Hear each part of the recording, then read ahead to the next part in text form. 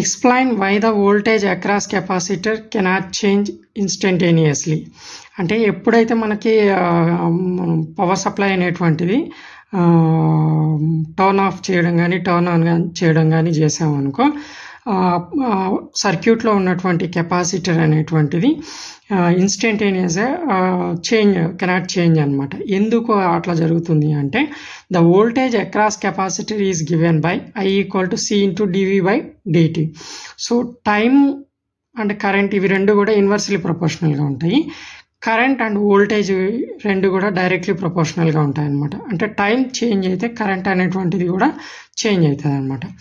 Hence a small change in the voltage across capacitor with in 0 time gives an infinity current through the capacitor, which is physically impossible. జనరల్గా మనం ఇక్కడ చెప్పినట్లయితే కొంచెం voltage change అయినా కానీ 0 time పీరియడ్కి current అనేటువంటిది infinity అవ్వాలి. ఎందుకంటే ఇక్కడ V అనేటువంటి ఫర్ ఎగ్జాంపుల్ స్మాల్ చేంజ్ ఎంతో కొంత చేంజ్ వచ్చింది అనుకుందాం, అది ఎంత 0 time పీరియడ్కి. సో ఎనీథింగ్ బై 0 ఇక్కడ ఇన్ఫినిటీ కరెంట్ వస్తుంది. ఓకేనా, ప్రాక్టికల్గా చూసినట్లయితే ఇది ఇంపాసిబుల్ కండిషన్ అనమాట. ఓకేనా, అకార్డింగ్ టు ఫార్ములా కూడా మనం చూసినట్లయితే అది impossible condition. In a fixed capacitance the voltage cannot change abruptly.